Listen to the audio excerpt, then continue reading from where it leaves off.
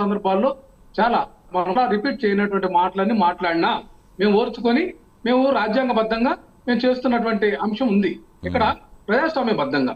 అయితే స్పీకర్ గారు ఎన్నికైన తర్వాత రాజకీయాలు మర్చిపోవాలా? ఆయన ఇంకా రాజకీయాలు చేస్తూ ఉన్నాడు. రైట్, సరే వంశీ గారు సమయం అవుతుంది మనకి. రామారావు గారు మళ్ళీ టాపిక్ అది మళ్ళీ పెద్ద టాపిక్ మనకి. వంశీ గారు సమయం అవుతుంది, చెప్పండి ఫైనల్ గా. స్పీకర్ గారి గురించి మాట్లాడే ముందు అసలు ఆ సాక్షాత్తు స్పీకర్ చైర్ లో కూర్చొని రాజకీయ ఎల్లత్వం అన్నటువంటి వ్యక్తి గురించి కూడా మాట్లాడాలా. తమ్మినేని సీతారాం మహానుభావుడు స్పీకర్ చైర్ లో కూర్చొని అనకూడదు కదా, డిబేట్ లో ఉన్నప్పుడు ఆ మాటలు చెప్పకూడదు కదా, రాజకీయ ఎల్ అన్నాడు స్పీకర్ చైర్ లో కూర్చొని. రైట్ రైట్ రైట్ సరే సరే సరే గురించి సమయం అవుతుంది మనకి. మళ్ళీ మళ్ళీ టాపిక్ కాంగ్రెస్ పార్టీ కూడా సంస్కారాల గురించి ఇక స్పీకర్ గారు మాట్లాడిన మాటల గురించి మీరు మాట్లాడారు, ఇవన్నీ వద్దు. అసలు దాన్ని ఏం చేసుకుంటామో సరే, అసెంబ్లీకి వచ్చి సలహా ఇవ్వండి, అసెంబ్లీకి వచ్చి తమరు సలహా ఇవ్వండి ఏం చేయాలో. ఊరికే మేము ఇక్కడ నుండి సలహా ఇస్తాం, మేము ప్రతిపక్ష హోదా ఇవ్వకపోతే రాంగ్ కాదు. అసెంబ్లీకి వచ్చి మీకు బాధ్యత ఉంటే ఇదిగో ఈ కారణంతో ఇది కట్టాము, ఇలా వాడుకోండి అని చెప్పి సలహా ఇవ్వండి. మేము ముందే చెప్పాం, 2014లో చెప్పాం, ఇప్పుడే కాదు.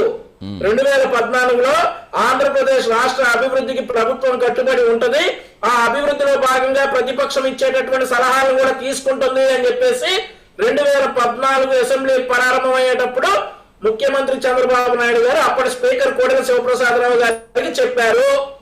మీకు కనుక చిత్తశుద్ధి ఉంటే ఆంధ్రప్రదేశ్ రాష్ట్ర అభివృద్ధి మీద అసెంబ్లీకి రాండి, ఇదిగోండి ఈ ఏదైతే ఇసుకొండ భవనం ఉందో ఈ కారణంతో కట్టాం, ఈ ఉద్దేశంతో కట్టాం, ఇలా వాడుకోండి అని చెప్పండి. మంచి సలహా ఇవ్వండి ప్రభుత్వానికి. ఒకవేళ మీ సలహా గారు కరెక్ట్ అయితే పాటిస్తుంది, అంతేగాని మేము ప్రతిపక్ష హోదా ఇస్తే కానీ రాము ఈ కానీ చెప్పేసి మా నాయకుల మీద నిందలేస్తా ఉంటే ఎవరు చూస్తా ఊరుకుంటాడు? ఎవరు చూస్తా ఊరుకోడు. ఈ రోజు 453 కోట్ల రూపాయలు పెట్టి ఒక డెడ్లీ ఇన్వెస్ట్మెంట్ అయిపోయింది ఆంధ్రప్రదేశ్ రాష్ట్రానికి. అదే 453 కోట్ల రూపాయలు ఉంటే ఈ రోజు ఎన్నో కార్యక్రమాలు చేయొచ్చు రాష్ట్రంలో. అవన్నీ ఏం కాకుండా గతంలో అదే రిషికొండ ప్యాలెస్ ఇందాక అరుణా గారు చెప్పినట్టు టూరిజం కి అది ఒక బంగారు కొండ, బంగారు కొండ గుదికొండగా మార్చారు. అసెంబ్లీకి రామంటారు. వంశీ గారు సుబ్బారావు గారు పైన కంక్లూడ్ చేయండి ఒక నిమిషంలో.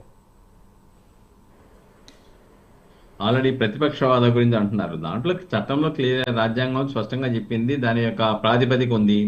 10% సీట్లు కంపల్సరీగా ఉండాలి అని చెప్పేసి అని, అంటే 17.5 అంటే 18 సీట్లు ఉండాలి, 11 సీట్లు ఉన్నాయి. దాని మీద అంత మాత్రాన ప్రజల పక్షాన ప్రజల బాణిని ప్రజా సమస్యల్ని ప్రతిబింబించే వేదిక అసెంబ్లీ. అసెంబ్లీలో మిమ్మల్ని ఎందుకు అసెంబ్లీకి వచ్చేసి ప్రజల సమస్యలను ప్రతిబింబింపజేయమని ఆ పాత్ర నిర్వహించకుండా నేను బయట నుండి మాట్లాడతానంటే, అలాంటప్పుడు ఎమ్మెల్యేకి వచ్చే సదుపాయాలన్నీ తీసుకుంటున్నారు కదా మీరు. రైట్ అండి, తీసుకుంటున్నారు కదా. ఇప్పుడు ఫైనల్ గా మీ రావాలి రామారావు గారు. ఒక్క నిమిషం సమయం. అసెంబ్లీ సాక్షిగా చర్చ పెడతామని ప్రకటించారు డిప్యూటీ సీఎం. మీరు అసెంబ్లీకి వచ్చి ఆన్సర్ ఇస్తారా లేదా అన్నదే ఇప్పుడు డిమాండ్ చేస్తే హర్షించవచ్చు. కానీ అలా డిమాండ్ చేయకుండా వాళ్ళు చేశారు కాబట్టి మేము చేసామనే వాదనకి పసలేదు. డెఫినెట్ గా దీంట్లో